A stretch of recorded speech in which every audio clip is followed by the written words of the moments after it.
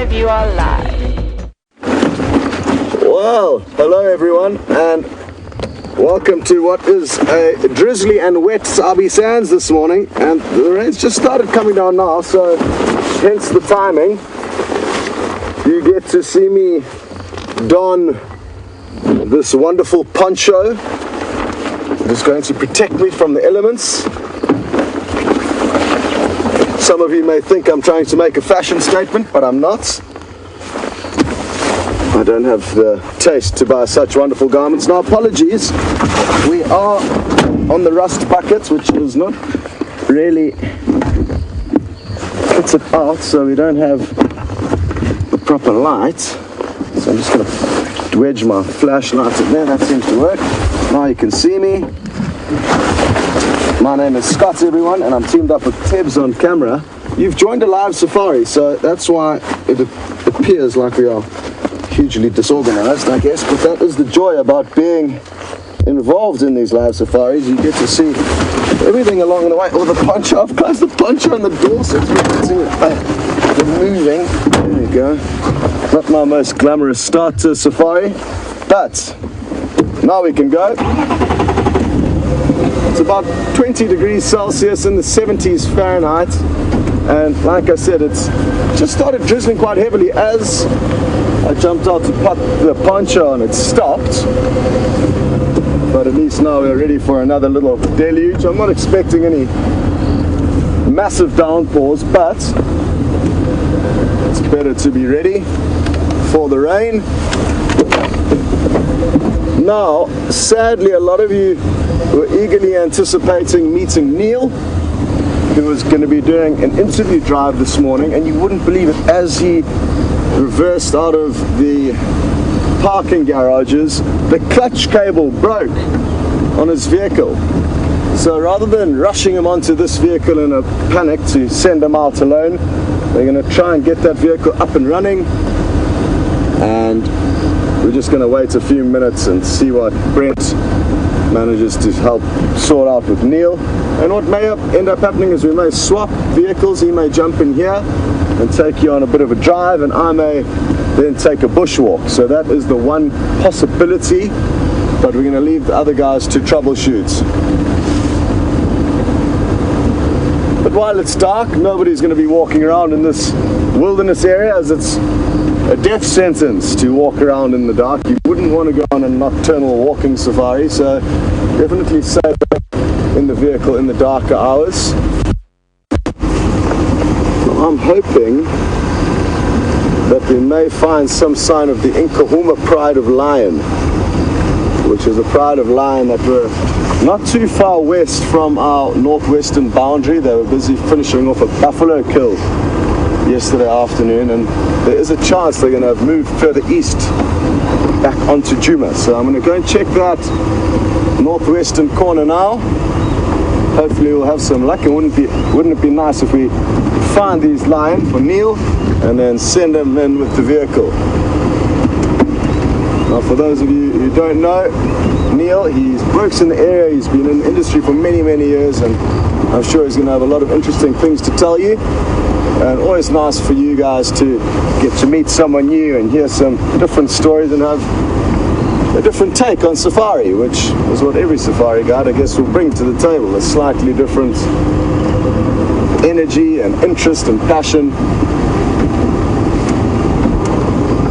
If any of you are watching for the first time, you can send through questions using the hashtag SafariLive on Twitter, and or sending an email through to questions@WildEarthTV. So that's the way you communicate with us, and we do love to hear from you. When you are chatting with us, please let us know where you're from. Also, if you can somehow let us know your gender, that also can be quite useful. Sometimes I've answered many questions from some of you, and I don't even know whether you're a male or a female. So let us know that information. It's always nice to get to know you guys, and that way we can just build on the safari experience and essentially tailor-make it for your specific needs.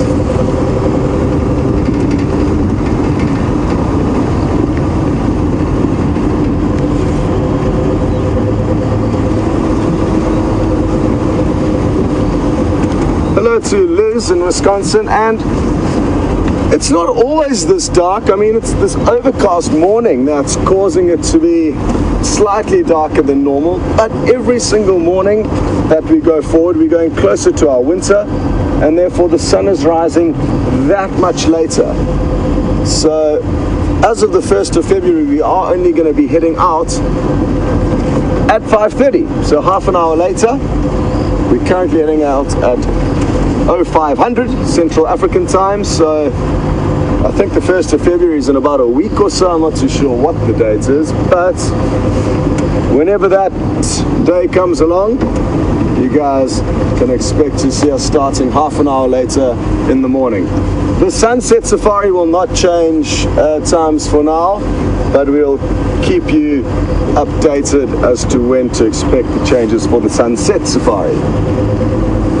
Now, it's quite fun actually coming out in the morning with the spotlights, even though it's not regular safari kind of protocol. You usually don't drive around in the dark in the morning, but I've quite enjoyed doing it. It's a bit more of a sense of adventure. I always like being out for the sunrise. That's kind of what you aim for on safari usually.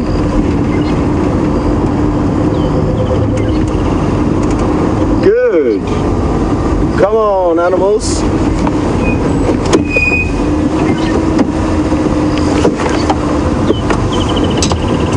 Morning, X-Ranger. Sorry, I was just repositioning the radio antenna so that I can help hear a little bit more clearly as we get further and further away from the final control room where Kirsty's directing the show, with Nikki lending her a hand.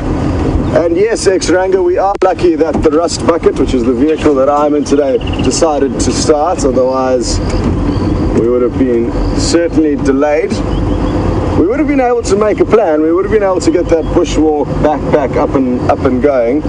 But then our problem would have been the fact that it is as dark as it is now, and I would not want to be walking around right now. As I said earlier,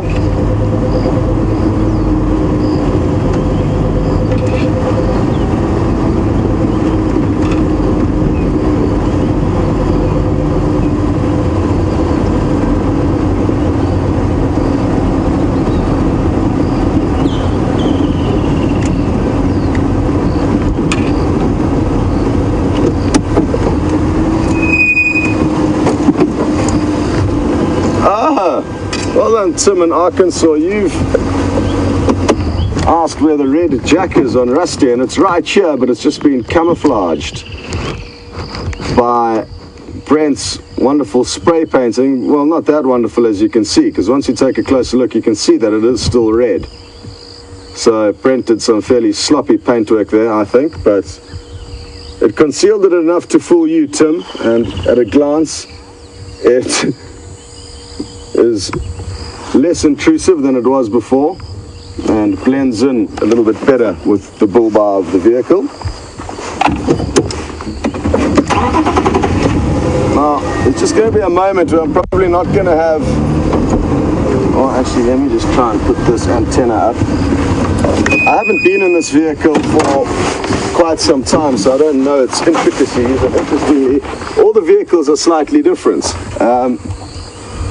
This one doesn't appear to be working too well at the moment, so I've been lucky to not have to deal with it. I'm just going to see if putting this antenna up doesn't help my comms with the final control, because if not, you're going to have to turn around and head towards the area where I will not be able to check for lines. So let's see if that helps, and that way we'll be able to continue with our plan. We'll take off this ridiculous poncho now, because it inhibits one's movements greatly. There we go. Well, at least the rain stopped. That's a blessing in disguise. Well, not a blessing in disguise. It's a blessing for us, not a blessing for the environment, because we are in a drought. It is exceptionally dry at the moment. And let's hope now that this antenna's up, I can hear what's going on. Yeah. That's working much better. Very good.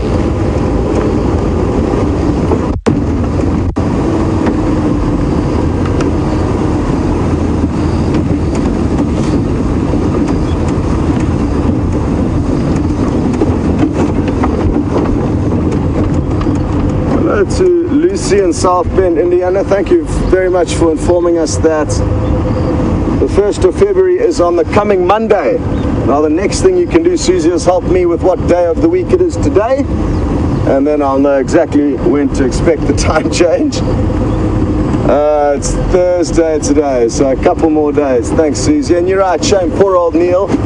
He was obviously so excited to head out, which he still will be. Maybe he's breathing a sigh of relief. It's incredibly nerve-wracking, and as some of you may have seen yesterday with my friend Brett, he started off like a deer in the headlights, but as the drive proceeded, I thought he became incredibly comfortable and ended up doing a great job. So it takes a little bit of getting used to.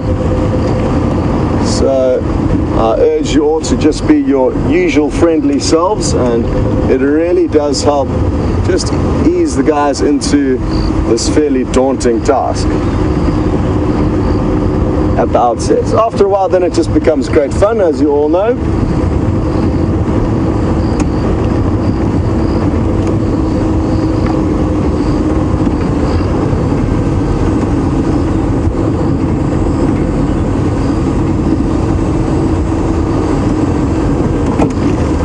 To Chesh Hill, and you're interested to know which animal is most feared when walking in the dark, and it's one that will vary depending on which guide you're asking. And even during the daytime, you'll ask various guides which animal are you most worried about encountering on foot, and some people will say elephant, some will say buffalo, others will say lion, some will say hippo. For me, it's the predators in general that I'd be more cautious of at night. During the day, your chances of a predator seeing you as a food source or taking a chance is very, very slim. Whereas at night, that will change greatly because they feel more comfortable with the cover of darkness. There's no two ways about that. So your chances are increased greatly at night with predators, and probably remain the same with all of the herbivores. And those are my major concerns walking around here during the daytime. It's not bumping into the lions and the leopards that concerns me. It's the hippo and the elephants and the buffalo that are my main concerns. In this reserve, we only really see white rhinoceros, which are fairly relaxed animals. They can be deadly. They can charge. They are massive, and they've got a very sharp nose with a horn sticking out the end of it. Well, that is the sharp nose, I guess. But not nearly as cantankerous and short-tempered as black rhinoceros, which we do not see regularly here in the Sabi Sands. So, because of the fact that we are in a predominantly white rhino area, that means, excuse me, the rhino don't seem to cause too much trouble for us when walking. Excuse me, got the sneezes there. Maybe, hopefully, there's a cat nearby. I've developed over the years an allergy to cats, and it's quite frustrating because I love cats, but I just simply can't cuddle them and snuggle with them, which in this area is not a problem because we don't snuggle and cuddle with the cats of the Sabi Sands. The herd of impala up ahead, so I'm just going to dim the lights so that we don't put our very, very bright lights into their eyes, thus blinding them.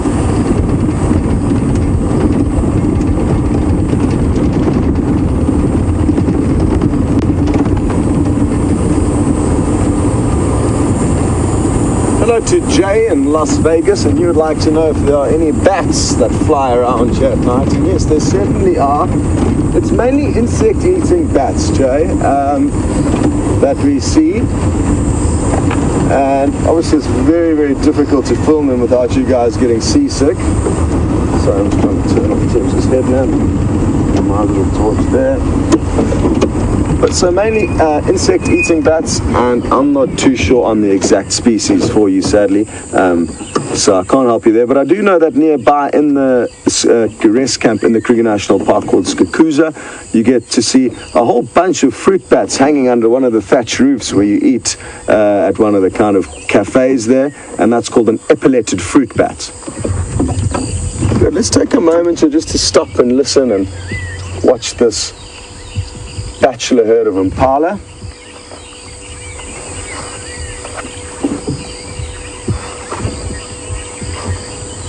And not easy business for Tibbs to control the camera. He's got a black refuse bag wrapped around it as a rain cover. It's actually worth probably taking a look at. So what I've done is I've turned my phone around onto selfie mode, and as Teb zooms in, you'll see him hidden behind his weapon of mass destruction, his camera, and there's the little black refuse bag. There I am, as you can see. So that's also what the noise may be on the microphone that you may hear. But he's doing his best, and obviously it's important that we keep the equipment as dry as possible so that we can continue taking you guys on safari on a daily basis. Sadly, no tracks of these lions coming back, at least not that I've seen. There is a chance that I may have missed them.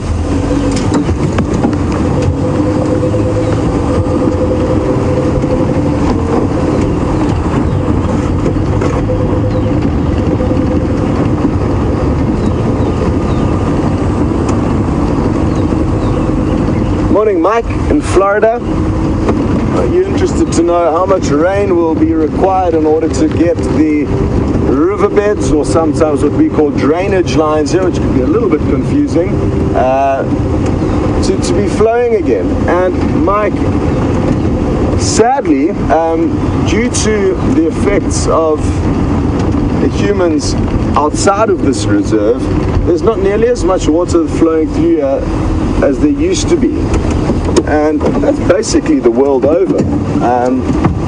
As soon as people start building dams for catchments to kind of feed a city, so you've got a big reservoir of water, that's preventing water flowing down to where it originally would have.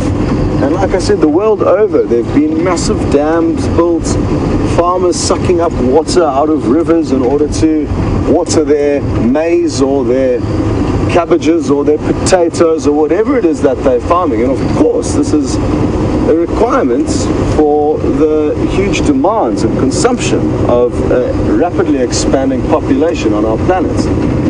And this obviously has knock-on effects, and a lot of the time you don't kind of realize that as we eat on our tasty green apples, but that is the reality surrounding us. Even though we've got a beautiful chunk of wilderness and a massive chunk of wilderness, the majority of South Africa is not that, and there are cities and farms, and water is obstructed getting to where it ordinarily would have.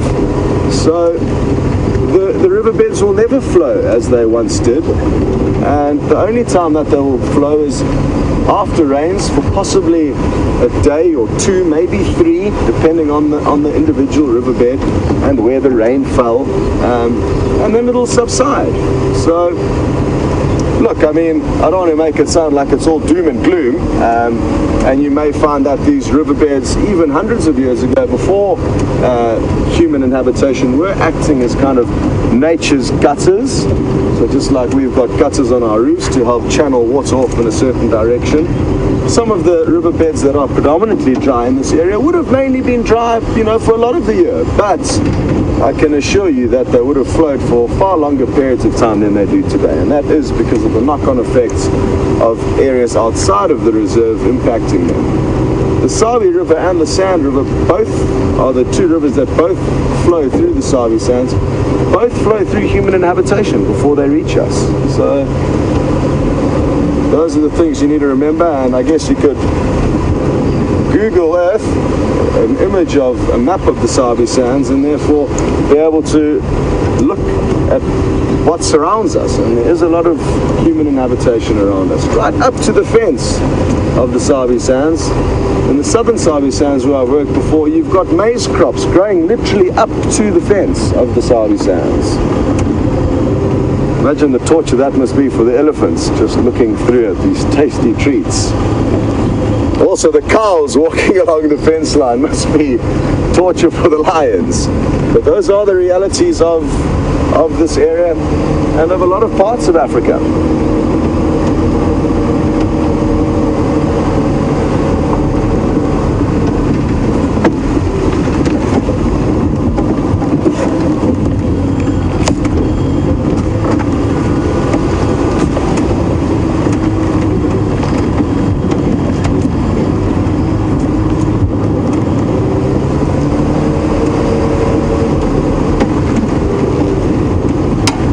Nancy in Texas, and you'd like to know, where is the quarantine young male leopard? Well, he's not that young anymore. That I just said young male leopard because of default, but he's, I think, just over 3 years of age now, so I should probably stop referring to him as young, because he's turning into a big boy now. And Nancy, sadly, I don't have the faintest idea where he is. I'm not too sure when last you've seen. But in general, he's heading or sticking around to the south and east of Djuma, on Torchwood and Cheetah Plains and the coral properties that are outside our area of traverse. So sadly, we cannot go into those areas to hunt him down for you. But he does come back and visit occasionally. We were very lucky to have him kind of mid-December. He killed an adult female kudu on our southeastern corner of the property on Leadwood Road. So who knows, maybe he'll come back for a visit, but it's not uncommon for young male leopards, once they've moved out of their natal area, to kind of keep away and actually head further and further afield. And that's exactly what Mother Nature wants to happen, because then there's decreased chance of those leopards mating with their mother and or their sisters from previous litters. They're kind of not step sisters, but possibly half sisters, and that'll obviously create better genetic variance. So what will usually happen is that the young males will drift off quite far away, whereas female leopards will quite often squeeze in to territory, if possible, next to their mother. And that's exactly what's happened here. This is the area of the female leopard called Karula, and her daughter Shadow is literally bordering her territory to the west on Arathusa. And they will compete with one another, which is really interesting. Mother and daughter will often vie for territory.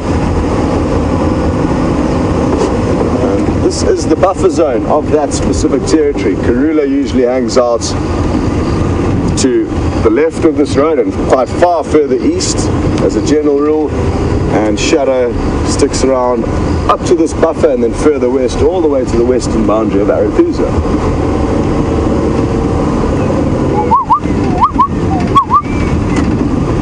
There's some zebra ahead of us, that's why I just gave off the zebra yodel to greet them. They're looking a little bit worked up, which is exciting me. There won't be a good reason why they're worked up. Maybe there's some predators nearby.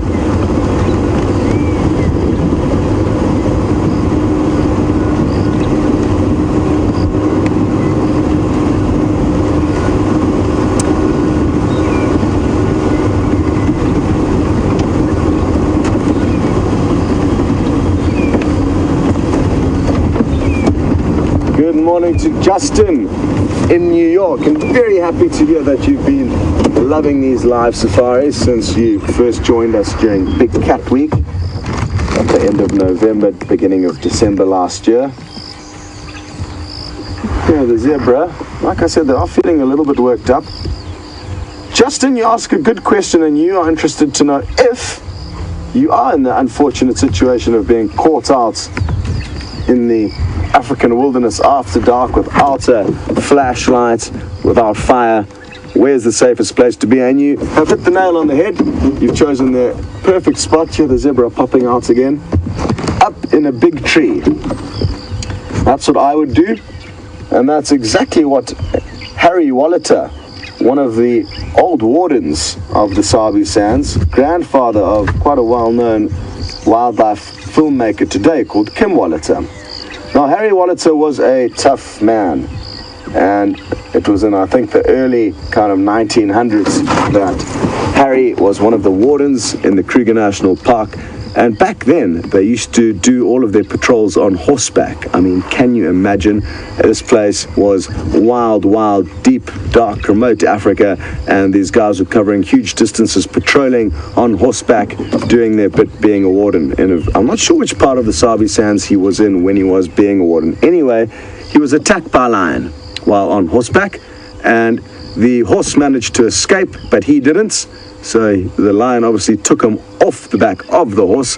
The horse ran home. Now, this was a huge blessing in disguise, and had the horse also been caught by the lion, this would have been a problem, because as soon as Harry Woliter's colleagues and work staff realized that the horse had returned home without the rider, there was a big problem. Now, they had huge distances to cover and try and backtrack this horse until they eventually found Harry Woliter the following day, tied up with a belt, his belt, in a tree, and he had lost a lot of blood by then. The lion had gored him, but you wouldn't believe it. He had managed to kill the lion with a knife, a penknife with a 6-inch blade. And I've seen that knife. The blade is about this long and not very big. It's in a museum in the Kruger National Park, along with the skin of that lion. And you can see the puncture wounds where he repeatedly stabbed this big male lion until it eventually let up, and that way he then could crawl himself, kind of pull himself up a tree, one last ditch of trying to save his life. And then he knew he was going to pass out, so he undid his belt, bolted himself up into the tree so that he couldn't fall out, and that's where they found him, passed out, unconscious, but they managed to revive him, and he survived to tell the tale. So that's what he did overnight. He climbed up into a tree, and even with wounds, even with blood in the air, may well have found that a few hyena came sniffing up to the base of the tree, but were incapable of climbing it. The chance of being plucked out of a tree by a leopard at night is very slim, but possible. That's your only kind of major risk by going up a tree. But it's, for me, definitely the safest place that you could be, if you don't have a fire or if you don't have light.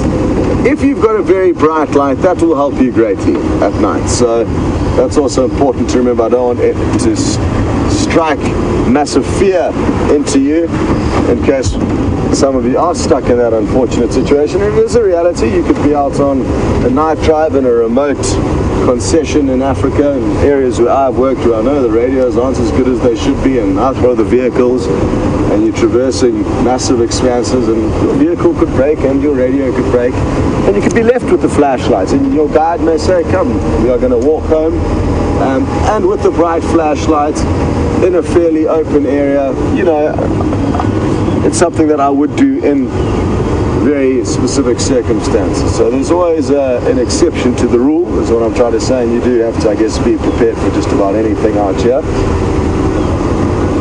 These are the boys that I don't want to encounter.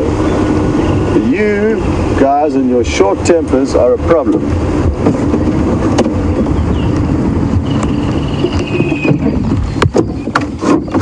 Not only have they got short tempers and can they move incredibly quickly, and they've got those powerful forequarters and massive horns that can create massive, or inflict massive damage very quickly, they are also incredibly tough to stop. And even if you are carrying a massive caliber rifle while you are on a walking safari, unless your bullet is perfectly placed into the brain, they will keep coming without even breaking stride. And these rifles, like I say, have got massive calibers. They've got huge stopping power. But these animals, along with others, like the elephants, are very tricky to bring down. And you hear horror stories of guides in various areas firing 5 or 6 or 7 rounds into an animal. And even then, it doesn't stop them.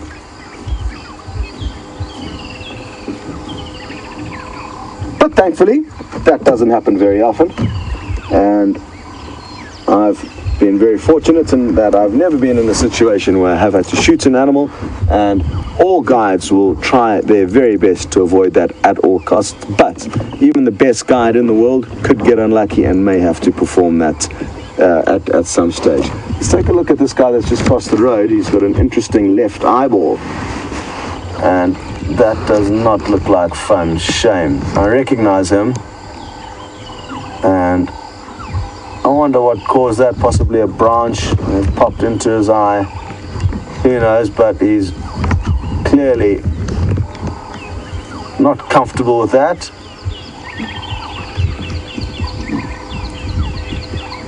But he's been around for quite some time since that's happened, or at least since we've been noticing.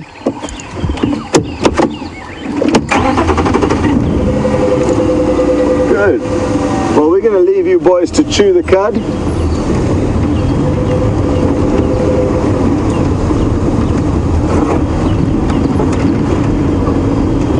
Wow. Now, a lot of you are going to be very happy with the plan that is being made regarding Neil. He's going to be doing his interview drive in the next short while, so just be patient. And the reason why things are getting exciting is that Stefan is going to be taking a bushwalk. And it's been quite a while since I think he's led one. And as many of you may know, he's incredible to go on a bushwalk with. His knowledge is really in depth, as is his passion for being on foot. But quite often he's behind the scenes and not in front of the camera, but you're in luck today. So Steph's going to be taking the bushwalk, and then I'm going to swap out with Neil, who's going to take over commanding the steering of the rust buckets, which is this vehicle that we're in now. Very, very happy that that drizzle stopped. It really started coming down quite hard just before we went live. That's why you caught me mid-poncho. So I'm happy that that's not going to further complicate Neil's morning. The poor guy, he must have thought, this isn't a good start. I can't even get the car to go forward, but obviously that had absolutely nothing to do with him. Just uncanny timing that the clutch cable snapped as it was his turn to get moving. I think at least he's got, I guess, the bad luck out the way.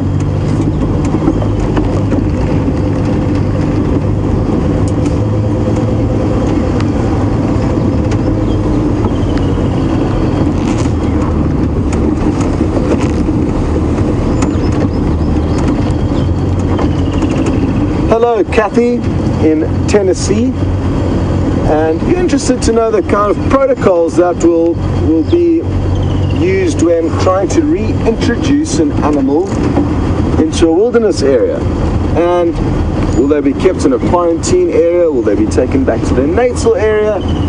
It's a very, very complicated question that you ask that will vary for a number of reasons. And I'll list these reasons just so that everyone understands why it would be impossible for me to answer your question accurately without knowing more information. What kind of animal is it? Was that animal born in the wild, or was it born in captivity that is being reintroduced into the wild? Was it fully grown when it was taken out of the wild before being in quarantine, therefore knowing how to survive in the wild before being taken, or was it young and not aware of the complications of living in the wild before being reintroduced into the wild? So those are the main issues that I would need to know more about before being able to attempt to try and answer the question in more depth. But even then, I'm no game capture expert and or quarantine rehabilitation and reintroduction specialist. So, and even then, you will find specialists that will have varying degrees. I think that's an avenue and an area that is not a pure science, and there's going to be various very different views on what is the right thing to do with regards to that. I think that should kind of, I hope that makes sense, Kathy, and I wish I could give you more, but like I say, there's simply far too many variables for me to be able to accurately give you an educated answer. I've got an idea though of what you think. I've got an idea of what you're thinking of though, Kathy, and sadly we've got no news on that matter. And like I said, trust me, we don't want to hide anything from you. And as soon as we hear anything about a possible animal that may be coming back, we will be sure to let you know. We are all in the same boat here.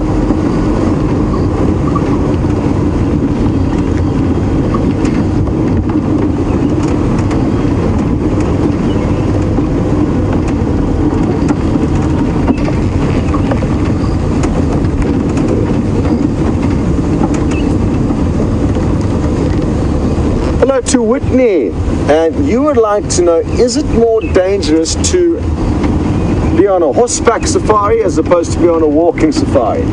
And my first kind of spur of the moment answer will be it's more dangerous on foot. But then once we unpack things a little bit more, again it'll depend on a few scenarios. Are you a good horse rider or not? If you do not know how to ride a horse, you will be safer on your own 2 feet. And if you are a horse rider, it will be, I think, definitely safer on a horse.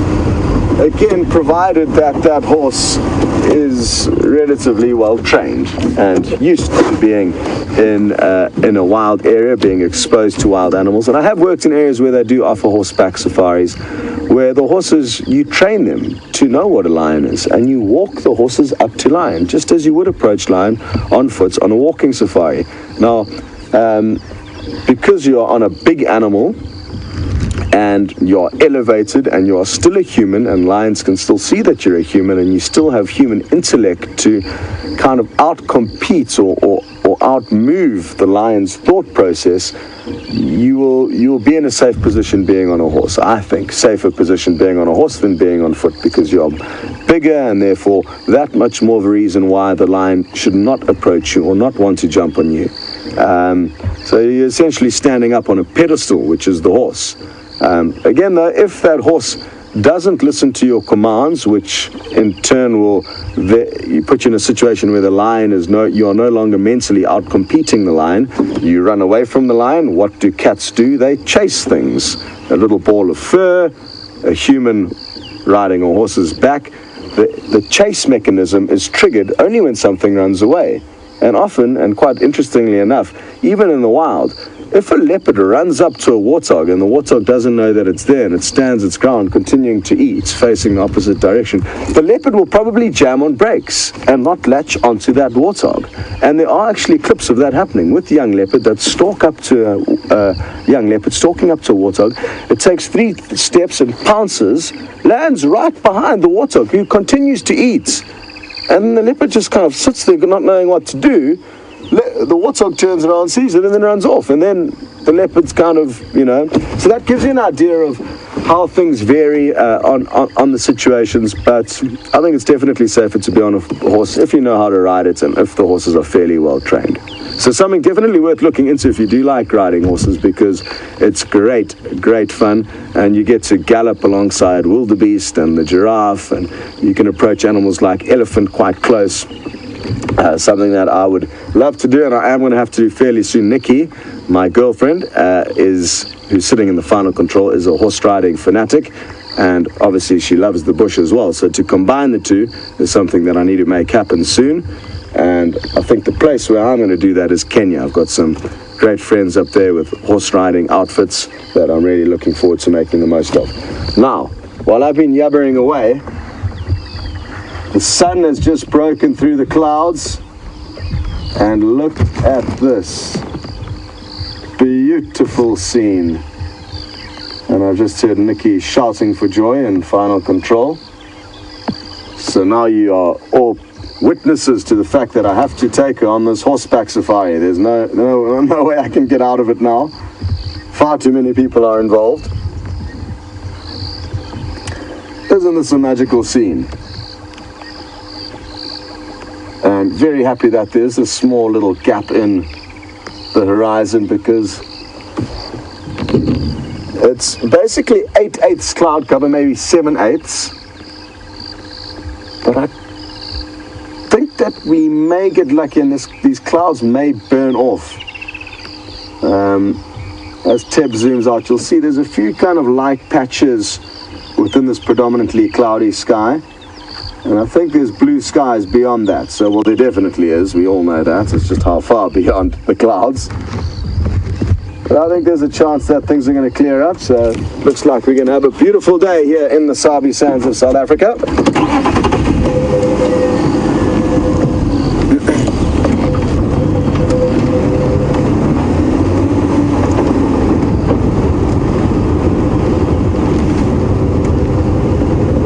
So the leopards have been evading us the last few days. Good morning, mobile station.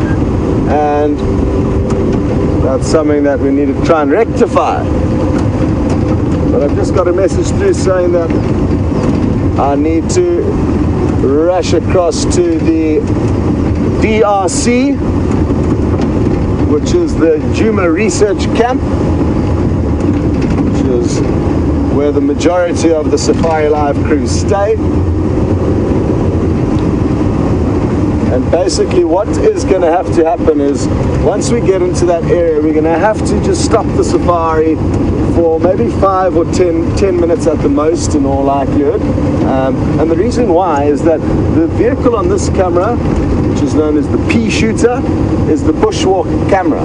So we're going to need to take this camera off, put the other camera on here, and as well as the other presenter Neil, get him all comfortable with the vehicle, and he's going to continue driving while Steph leads a bushwalk. So exciting stuff. And again, isn't it wonderful that you guys are a part of every step of our journey?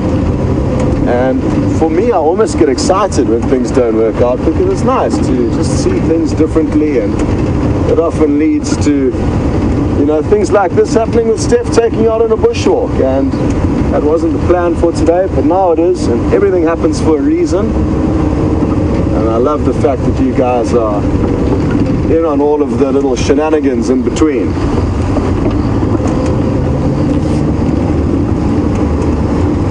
I'll be back at the DRC in about 5 minutes if we continue at this leisurely speed.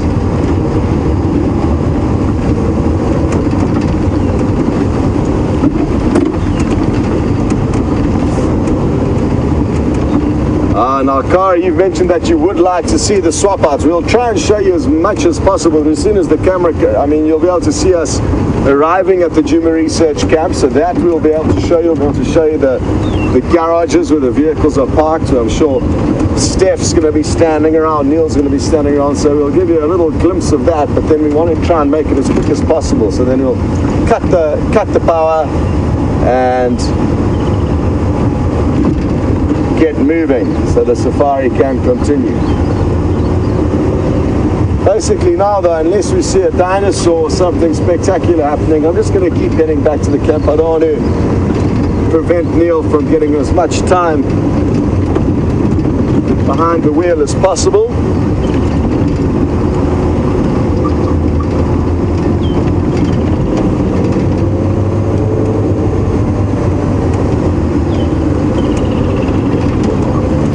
Hello Siberia Zumi, you would like to know if we've got any geckos that run in and around the camp, and yes we do, and I've got a wonderful photograph of one that I'll be sure to upload onto my Instagram account straight after drive, which will be right now, and that way you'll be able to have a look at it.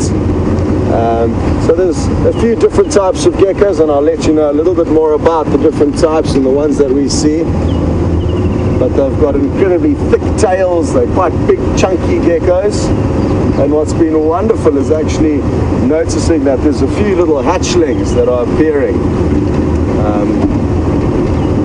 Nikki in my room seems to be a gecko haven, so it's been fun seeing all the tiny new additions popping out in all corners of the room. Just got to hope that they don't attract any more snakes. Mama Z, the lady who helps keep us in check, and with all of our housekeeping, etc., she found a puff adder in the cupboard in my room, just as we went to leave her. She was digging through there for some linen, and that's one of the last snakes that you want to be bitten by. Terribly cytotoxic venom that causes your flesh to basically melt off the bone, and quite often leads to an amputation of some sort if bitten. So yes, Siberia Zumi, there are some geckos around, and I'll make sure that I post a picture for you guys to have a look at.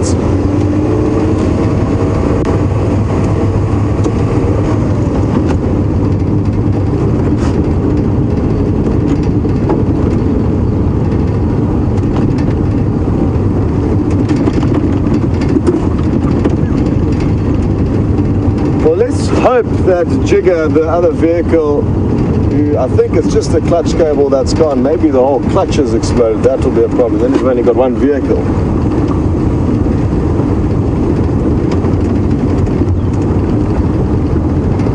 Hello again, Nancy in Texas, and you're interested to know a little bit about habituation. And it's important for everyone to understand that the animals in the Sabi Sands have all been habituated over many, many years. No, hang on, they haven't all been habituated. Many of them have been habituated. But there are certain individuals like the genets and the aardvark and the porcupine that even though they've lived here for many, many years and been born here and raised here, because people haven't specifically focused on them as a species, we haven't got them habituated. Therefore, if you see them at night with the spotlights or whenever you may see them, they're not going to be nearly as relaxed with us as an animal like the leopard, for example. And Nancy's wanting to know which is the most difficult animal to habituate. Well, in terms of general kind of big game that you would view in an area like this, I would say the leopard. And that's why it's important just to distinguish high-profile game, animals that people want to see, as opposed to the other random little animals like genet and aardvark that people want to see, but there's less pressure to see them.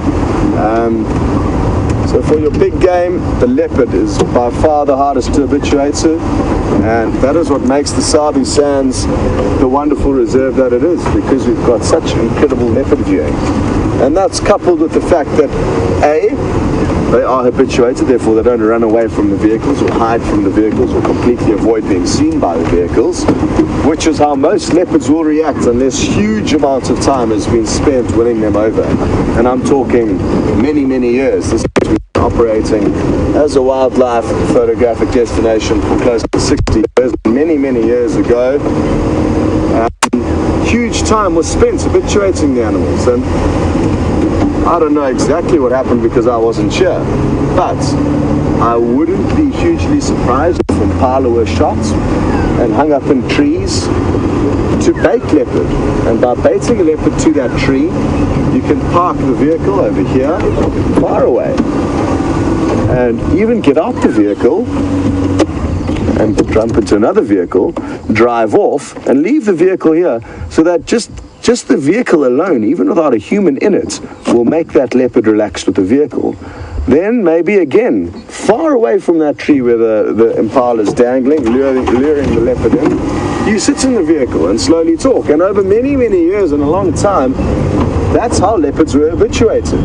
And it's no different to gorillas that were habituated, chimpanzees that were habituated, that are now no longer fed by humans, but were, for a period of their life, baited by humans, won over that trust, and then slowly the humans extracted. Now obviously that's contravening a major rule: do not feed the animals. But it is one method of habituating animals that obviously isn't spoken of that much and isn't required in many areas anymore. And that's good, because it's a very, very fine line between right and wrong. And if not done properly, you can result in that animal's life being at risk. Because if you make that animal realize that you as a human are providing it with a meal, when you don't provide it with a meal, it may become angry with you. And you don't want any of the animals becoming angry with you. So that is why you do not feed the animals, and that is why it's a kind of tricky thing. But leopards are the most difficult animals to habituate.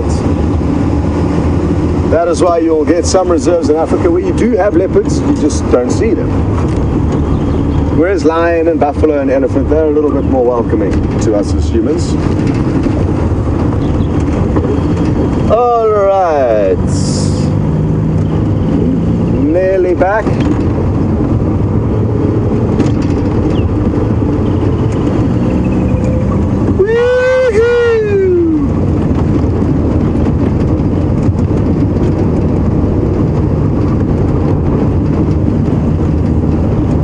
I usually don't employ the Ferrari Safari technique, but there's a good reason to today.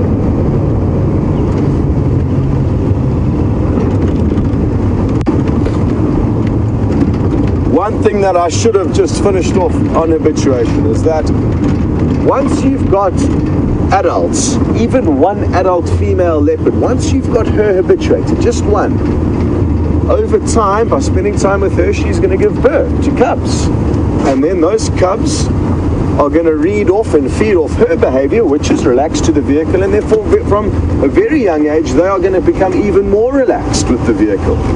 And so the story continues, and their cubs and future offspring, I mean, there's just a massive ripple effect of more and more leopards being used to the vehicles and used to us as humans. So once the code is initially cracked with an adult or a herd of adults, all of their offspring will continue to act in a similar light, provided we as humans continue to behave the same way. So that's why the great thing is once you have cracked that code, like I say, maybe doing some things that may be a little bit controversial, you can win the animals over, and it's important to habituate them. So this is the moment you've all been waiting for. Look at this crew waiting in expectance for you. Addy soldiers. And just can ask him just to the garage. That's where the vehicles sleep at night, and can you believe it? There's an Inyala feeding right there, in and amongst us. Isn't that awesome? You can't see its head, but that's going to be the kind of missing mystery from this morning's drive, and we're going to call it off. You're going to be gone for 5 or 10 minutes while we switch cameras around, and then you're going to be on a bushwalk with Steph and on Drive with Neil. You're going to have a great time, and I'll see you all next time. Toodle-doo. Good morning, everybody. We've had a little technical issue with the other vehicle, so Scott has kindly driven back and lent me his vehicle, and Steph is out on walk. So my name is Neil. I'm here for the morning, trying out for another presenter position with Wild Earth. Looking forward to it. I'm a little bit nervous, but we're going to go out and hopefully just enjoy ourselves and have some fun.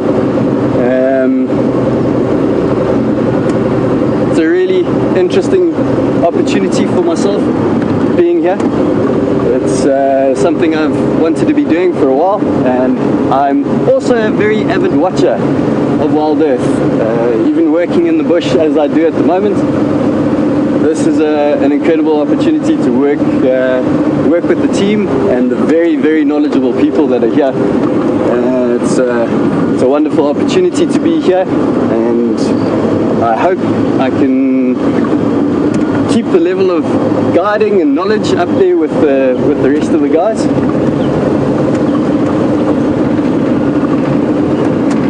So if you have any questions and want to know anything about me, please send them through. I will try and answer any questions as best as possible.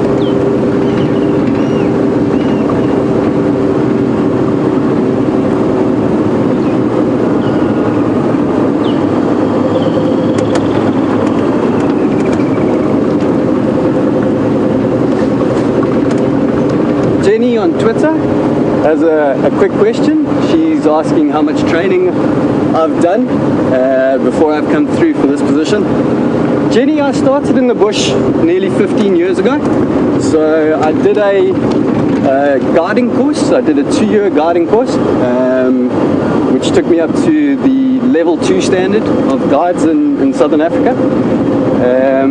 I then worked as a professional guide for nearly 6 years in Zululand, which is south of where we are currently. After I'd done guiding, I moved on to farm management and reserve and wildlife management, anti-poaching as well.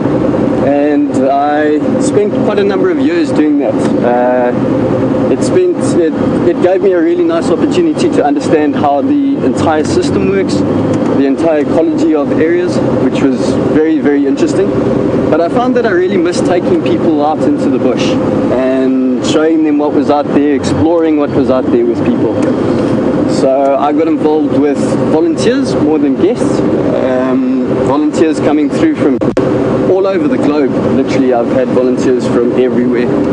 And that really gave me an opportunity to both work in management and research, and to still have people out in the bush with me for extended periods of time.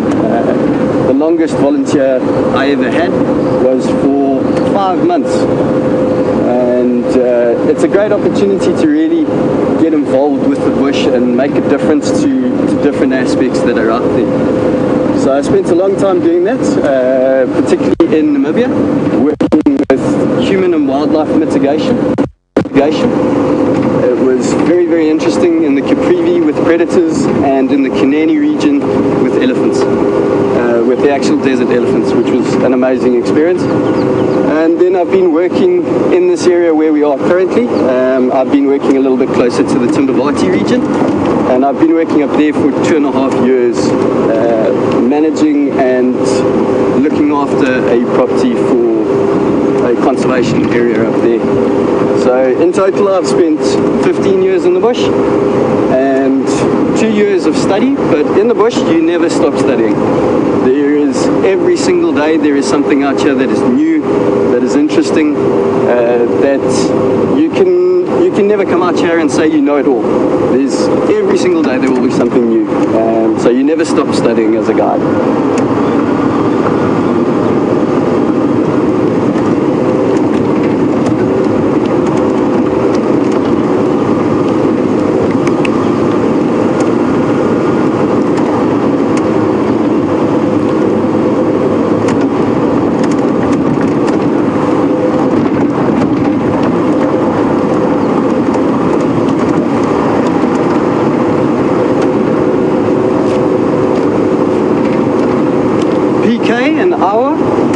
Lovely question. Has asked if there's such a thing as the ugly five. There is indeed an ugly five. They are deemed to be the non-prettiest animals in the bush. I don't quite believe that personally. I think every animal out here is an amazing, unique animal. We have a number of different fives in Southern Africa. We have the big five, obviously, that everybody knows. The ugly five. We also have the small five as well. So we have a number of different species which are utilized for not quite different marketing strategies, but they're different classifications in the bush for different groups of animals. The ugly five includes members like the warthog and the marabou stork. They're all really beautiful animals. And I don't really like the ugly five. It's for me, it's a bit of a misnomer. Every animal out here is a beautiful animal.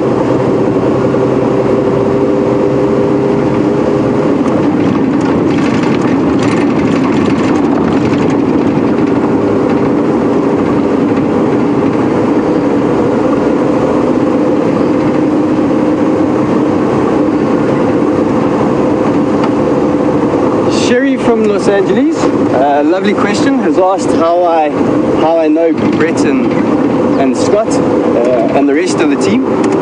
I was very fortunate to go to the same senior school as Brent at the time. Scott came a little bit after me. I'd left school already and was working in the bush by the time that Scott was there. But I've known Brett since school, and it's been a good journey along the way. way. We've always kept in contact, being spread around Africa at different times, but we've always kept contact with each other. And when Brent joined Wild Earth, he told me about it, and I've always been interested in it since Brent told me about it. And Scott, I know more from watching him on Wild Earth, learning quite a bit from him. His knowledge is phenomenal, so it's been really interesting for me, even as a guide, to watch the guys out in the bush and present. It offers a very different perspective from different areas. Each area in southern Africa has different and unique, even areas that are only 20, 30 kilometers apart. You've got different habitats, different species that occur, different birds that dominate areas. And I've had a lot of fun watching the team, in particular Scott. His knowledge is phenomenal. So I've borrowed some of his information. A beautiful little group of zebra up ahead, a dazzle of zebra. A couple of nice little youngsters in the group.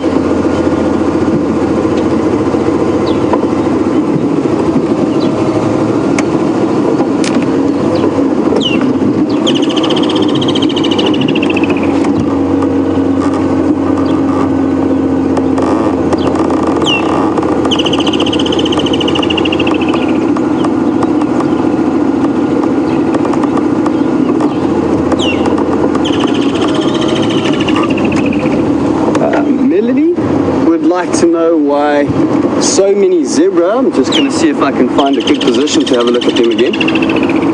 Would like to know why so many zebra have a black circle marking on the inside of their leg. I think we're going to get a gap just here. How's that do?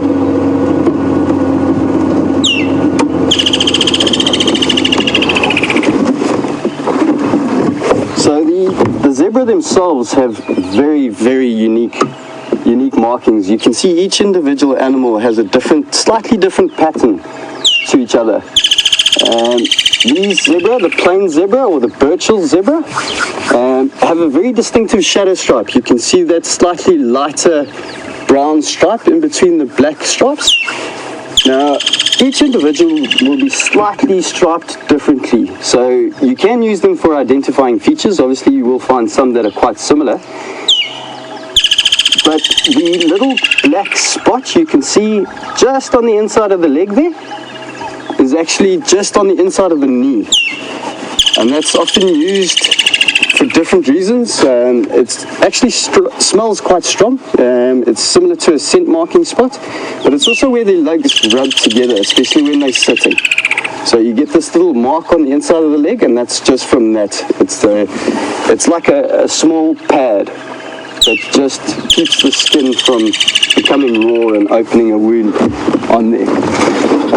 So zebra are really, really fun species. In southern Africa at the moment we have 3 different species. We have one extinct species, the quagga. That was unfortunately extinct quite a long time ago. There have been a number of projects to try and rebreed quagga from Burchell zebra in particular. And they're a lovely species.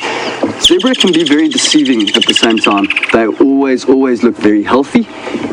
They have a very, very impressive gut system, which produces a huge amount of gas and flatulence. So they can be a very difficult species to judge on body condition, because they do always look fat because of that. So not a great indicator for how well they're doing in the bush at different times of the year, especially during winter. You need to look at other species for that. But zebra are beautiful. Going back to the 3 different species that we have, obviously the Burchell zebra, these ones here. And then we have 2 different species down in the Cape, the Hartman's mountain zebra and the Cape mountain zebra. So really, really enjoyable species. The mountain zebra stripes are much, much closer together and a lot harder to tell the individual animals apart. And there's no shadow stripe on either of those zebra species. So the Burchells is a very easy one to identify. We're going to carry on going, see what else we can find.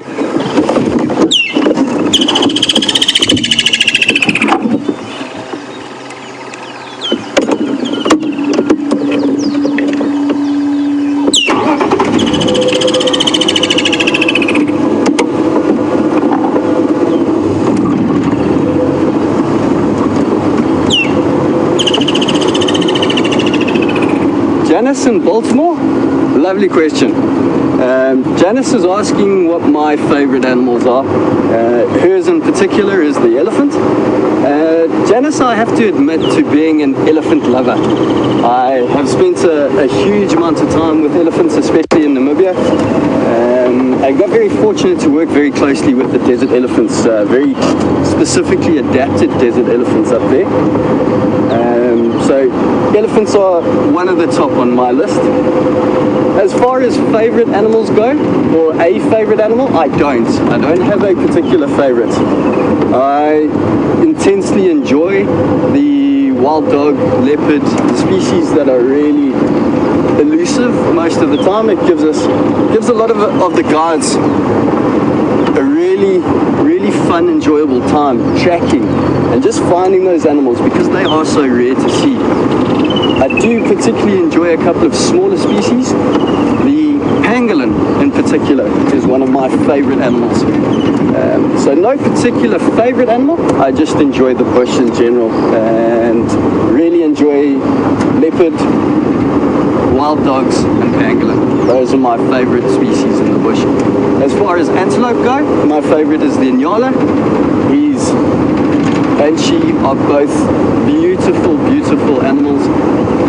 I've spent a lot of time with them, especially in Zululand, which is a great area to see them. So as far as antelope go, Inyala are my favorite.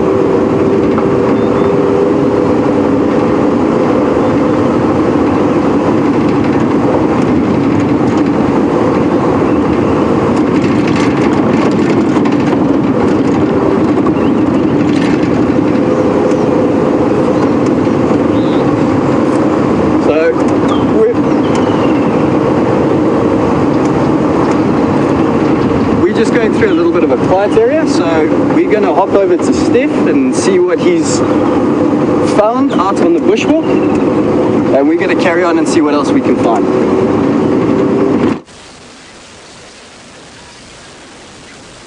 Well, it's a bit of a belated start to the morning, and I just want to say hello basically from myself, Steph Winterboer, and we have VM on camera on the bushwalk on the sunrise safari. We've decided that we were going to come. Oh, got some flies buzzing around my head. We've decided this morning that we were going to come and walk basically in a southerly direction. There's a game path here that neither myself nor VM have actually walked at all, and so far it's been quite surprising. Unsurprising of where it is. I was actually expecting it to be a little bit closer to the drainage line. There in the distance you'll see that there's quite a deep depression.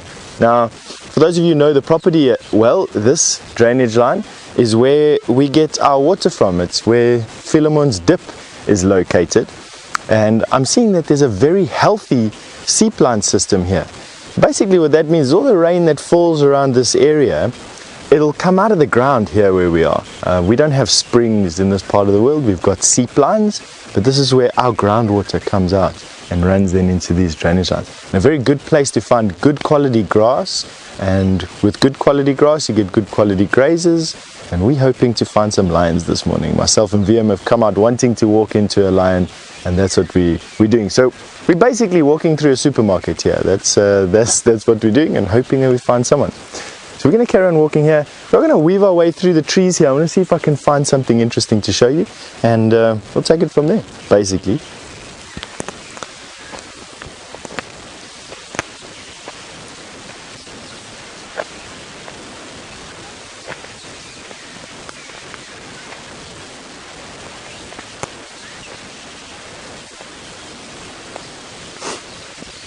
Chuck, all the way from Illinois, has given us our first question this morning, and Chuck wants to know, he's been watching the show for a bit now, and he is wanting to know why he hasn't seen any butterflies or flowers. Chuck, two quite different answers for that really. Chuck, firstly, flowers are not that common here. We need a lot of rain, and then the flowers that we do have here are usually quite small. We don't have these fields of really big flowers that are lying in blankets. You've got to really stick your nose into some places to get flowers. We start finding a lot of flowers probably about 1,000 yards in altitude higher than where we are now, is where flowers really start to proliferate. So that's for the flowers part. The butterflies part is because we do these walks so early in the morning and so late in the afternoon. There are a lot of butterflies here, but they're really only prevalent around lunchtime.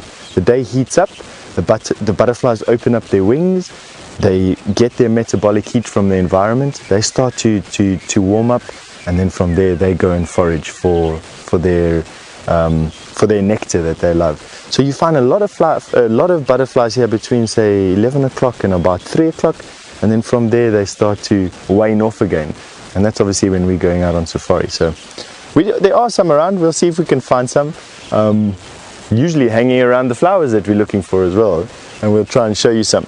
We're quickly going to weave our way through here.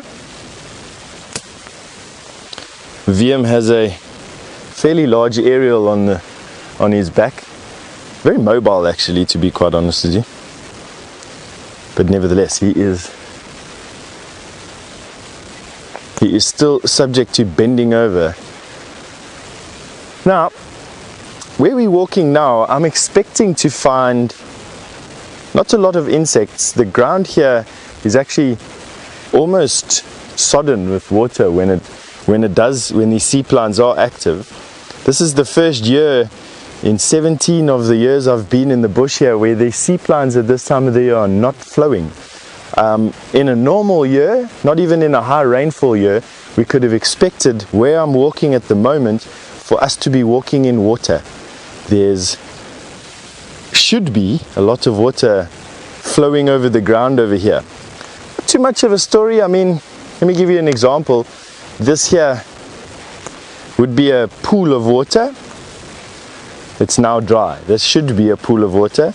It is now dry. And this is a wallow. This is how pans are formed. So what happened was an elephant came here. He dug out a little bit of a root. An animal then came, an animal like a warthog or a buffalo or rhinoceros came through here and lay inside this and started to pack it out. It would fill then with water, and because water is flowing from under the ground here, it would have stayed full, which of course would have been an attraction to animals on a hot summer's day. And from there, they would then have started to plaster it off. As their clay and mud on their bodies washes off, they almost start to plaster the sides of these pans, and then the pan gets a bit bigger and a bit bigger and a bit bigger, and that's how you get natural pans forming inside here. So this is sort of like the genesis point for a pan. Not this year, but definitely at some point. Now, I want to have a look at this. We started to find these snails just the other day on walk. Now, if you have a look, this is an empty snail shell. And have a look at the detail in that shell. That's where the snail lived. I'm going to turn it over slowly so that you can see the intricate patterns over there. Have a look at that. And believe it or not, there's actually a mathematical equation that determines why and how many of those rings a snail shell has, and will also determine how many petals a flower has, and a number of other things. It's called harmony mathematics.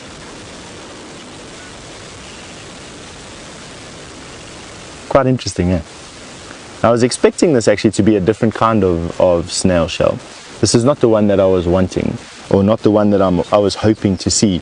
And I'm going to try and see if we can find them for you. It's the first time I've seen the particular snail we're on search for while we're looking for these lines. And I'm looking to see if I can repeat the performance. It's an unknown snail to me.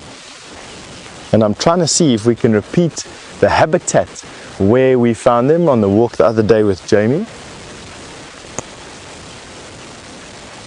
They were on stumps.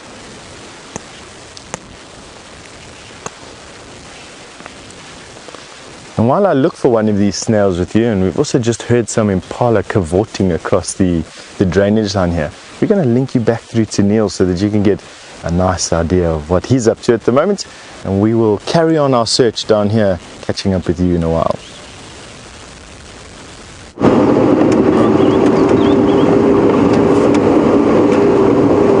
Welcome back, everybody. I believe Steph's been showing you some shells of snails that we have out here. I haven't managed to find any beasties yet for everybody to have a look at. just driving around slowly looking for any fresh tracks that might be out here.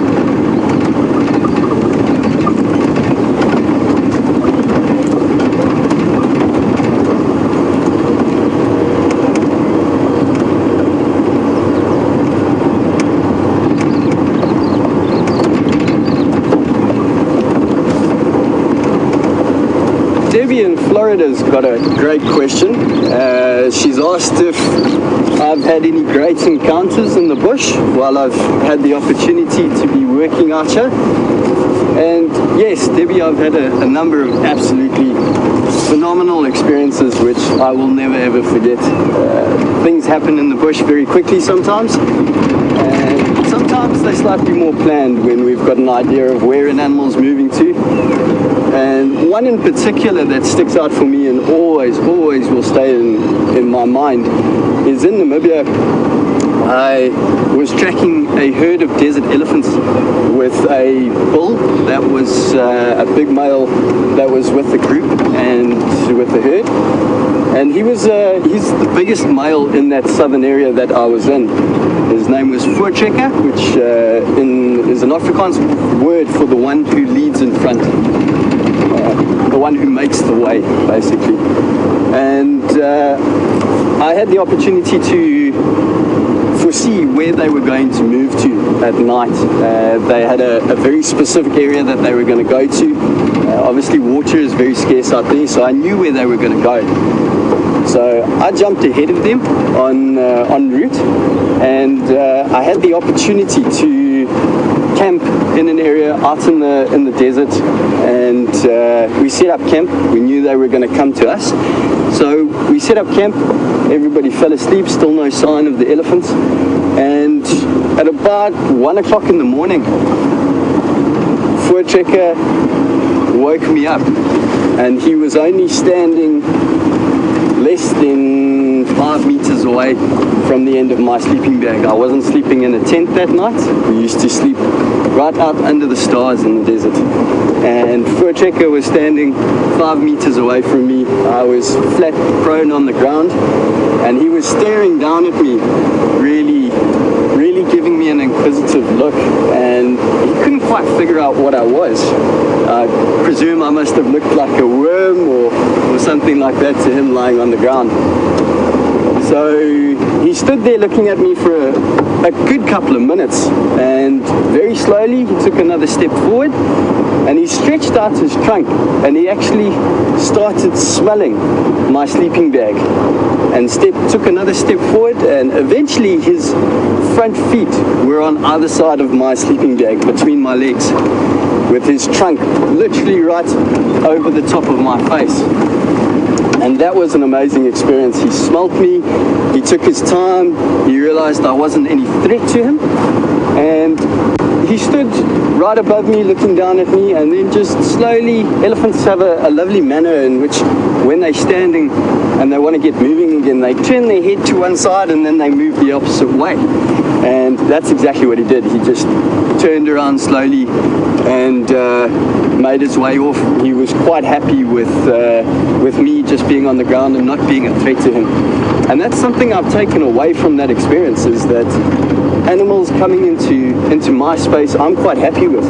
But when you start pressurizing an animal, when you push into their space, that's when you really put stress onto animals, and that's something I strive not to do in the bush. I don't like affecting behavior by what I'm doing, and I don't like pushing into their space, because as soon as I push into their space, I am putting a little bit of stress on that animal. They might move off, they might change their behavior. So it's something that I try and strive for, is to not have a huge influence on what happens out here. I try to be the minimal impact that I can. We are guests in their environments, essentially, and that's the biggest experience for me from that particular incident, is to be part of it once you're out here, to be as small and insignificant as possible. There's obviously times when you need to make a difference and times when you need to make a big difference. But the bush in general for me is somewhere where I try and make as small an impact as possible and affect as little as possible.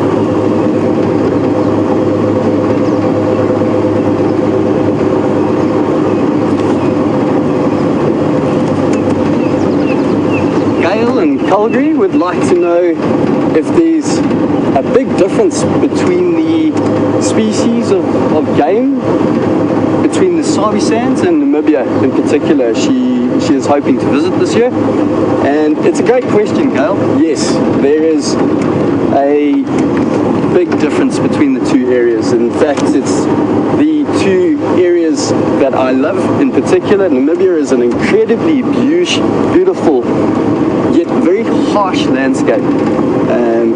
A lot of it is semi-desert or very open areas, so you get different species up there like brown hyena, desert-adapted elephants, and very unique species that we don't get down in the Sabi Sands. Your species like springbuck.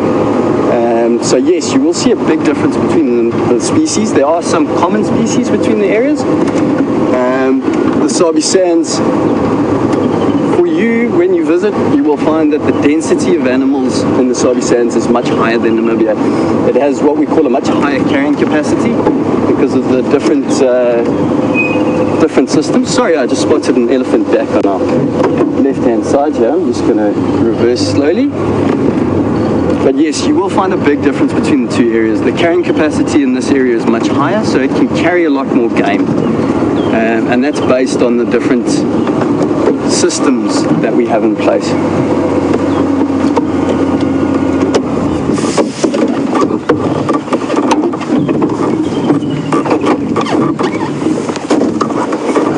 So a nice young medium-aged bull that we have feeding on the side of that termitaria there. You will quite often see elephants doing this. I've seen it a number of times in this area and in Kruger National Park as well.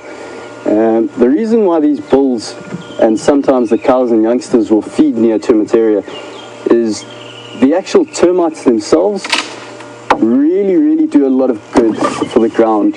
And a lot of the time, your species of grasses and trees around the termitaria are really flourishing. There's a lot of green growth that comes through there. They're very sweet grasses.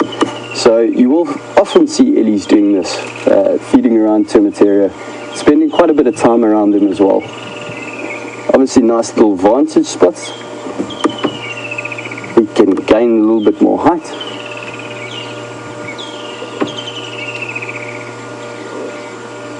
You may have seen that Scott out early this morning, there was a little bit of drizzle around. But you can see this ellie already flapping his ears. It's warming up very quickly, and humidity is probably close on 70 to 80% today. So it is going to warm up very quickly today, and this ellie's already feeling the heat. Those massive ears of his, him flapping like that. An elephant can pass around about 90% of his blood in his body through those ears every 5 to 10 minutes. So it's a very effective way of cooling down his system by doing that. He's really climbing up on top of that now. Obviously wants the really sweet branches from the top of that tree.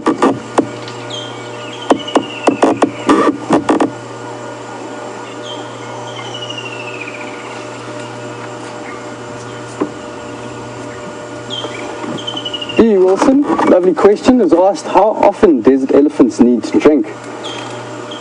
From my own personal experience, I've seen the ellies in that area go for a good 3 days without drinking. They have an amazing ability to know where the available water is at different times of the year. One of the biggest influences that's actually happening in Namibia at the moment with the desert elephants is the human aspect of what's going on up there. And a lot of people are pushing into the ecotone between the arid area and the desert itself. A lot of communities have started farms in that area, and obviously along with the farms, they need to produce water for their cattle and goats and cows, their sheep as well. So that's where a lot of the conflict in those areas is coming from, is the elephants are starting to recognize that there is available water on those farms. He's really climbing right on top at the moment. Very unusual to see him right on the top of it. Lovely view of him. That's really unusual. He is standing on the top of that termitaria now. But going back to the desert elephants, that's the conflict that's arising is that available water that the farmers have made, the elephants can smell from a good long distance away. And those ellies are going into the farming areas now, and they can recognize that there is water on those farms, and that's where the conflict is coming in. Now, when we talk about farms, a lot of people think about a fenced area. In Namibia, in those desert areas, there are no fences. So those desert elephants can walk between the farms without any problem at all. So they walk right into the center of those villages where the water is.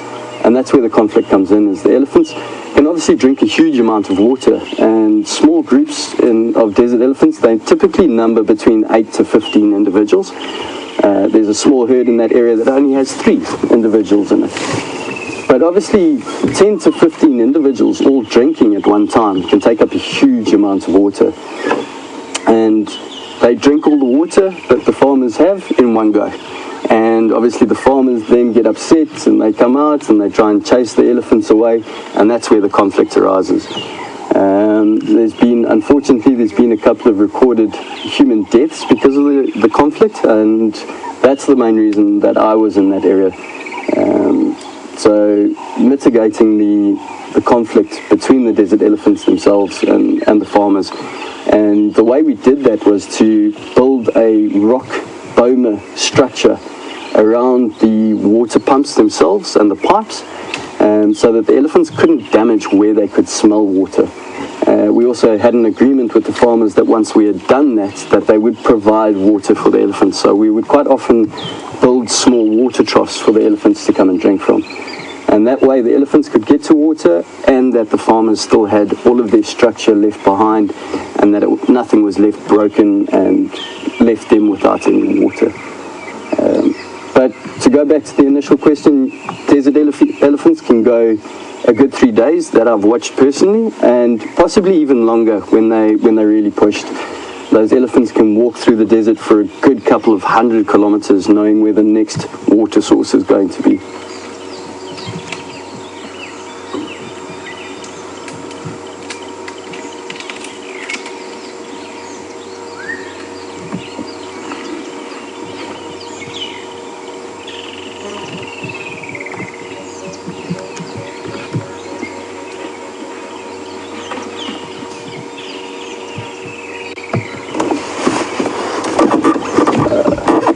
Who's 15-year-old,